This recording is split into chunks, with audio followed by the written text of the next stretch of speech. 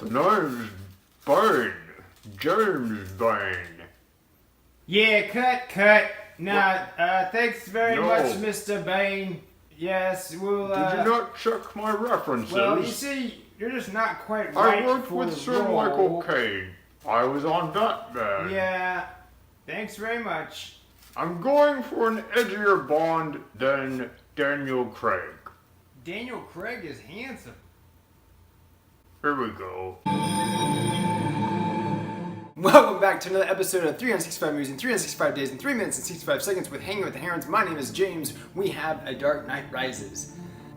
This film is a little difficult for me. I really enjoy the special effects and some of the great ideas behind the film. However, as I watched it again, I did see some holes in the plot that weren't covered up by the special effects. Similar to Michael Bay, this film was really cool to look at, but the storyline was a little bit questionable. Some great performances for sure. This just isn't my favorite of the three, but I'm glad that we had it. It is a decent film. You should see it just to round out the trilogy, if nothing else. I do really love some of the homages to the 90s animated series and some characters brought to and from that, as well as the comics, just kind of all coming together, which is really pretty cool. That's kind of my thoughts on this film. Let's get to that cast. Christian Bale is back as our Batman. He's great in this. He's enjoyable to watch. He's a good constant throughout the series, which is great. As is Michael Caine, although some more deeper rooted emotions drummed up here. Quite interesting. Great job, Michael Caine. Same for Morgan Freeman. Also a fantastic job. Really enjoy him in this film. We're now throwing Anne Hathaway into the mix, which she's lovely. She does a great job. I would say I probably enjoy her most in the film as far as her portrayal of Catwoman. She was super eager and excited to do it, which is always fun as well, so you can tell that really comes out in her performance. I am a Tom Hardy fan. I'm not so sure that I love this role for Tom Hardy. I think he did well with what he had to work with, and I like his choices that he made. I read up about some of the specific choices he made, so that's pretty cool in that he definitely had a direction he wanted to go in, and overall I enjoyed his performance. Cillian Murphy, I forgot to mention by the way, was in our last film. He's been in all three. It's kind of neat to see him in there. He's very fascinating and very fun to watch. Gary Oldman doesn't disappoint again. He's fantastic in this. And then Joseph Gordon-Levitt, he's also in this. He does a great job as well. Marion Cotillard, she's good. I enjoyed her in this film. I like her as an actress, and I think she kind of has this consistency. I need to see more of her films, to be honest, but I know her from Inception, and she was great in that. And quick props to Ben Mendelsohn. We first discovered him in a TV show called Bloodline, which is very captivating, really well done. His role is excellent in that, and we've been noticing him in more and more films, including Rogue One, which he has a fantastic role in. He was in this film as well. I really enjoyed his character. He's just fun. He's kind of a sleeper. You don't really know where he's going to pop up next, but when he plays his roles, he plays them very well. Let's get to those quick fire facts. We mentioned earlier how excited Anne Hathaway was to play Catwoman. In fact, she was so excited that when her agent actually gave her a call and said, "Hey, I've got some good news," she screamed out on the phone and said, "I'm Catwoman," and ran around the room crazy, and the agent finally got her back a hold of her on the phone and let her know, "No, you've actually been selected to host the Academy Awards." She said she was in shock, felt numb. Obviously, he did let her know that she was Catwoman, and she felt such a relief, and I think she did an excellent job. Interesting to know that Bane's voice was actually more distorted in the film originally.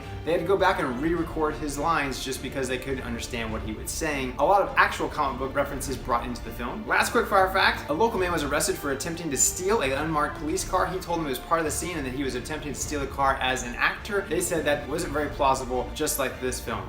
Hey, thank you so much for joining me, James, on another 365 Movies in 365 Days in 3 minutes and 65 seconds. You've been hanging with the Herons. As always, comment below, let us know what you think about this film. If you haven't seen this film, go see it and come back and let me know what you think about it then. As always, peace.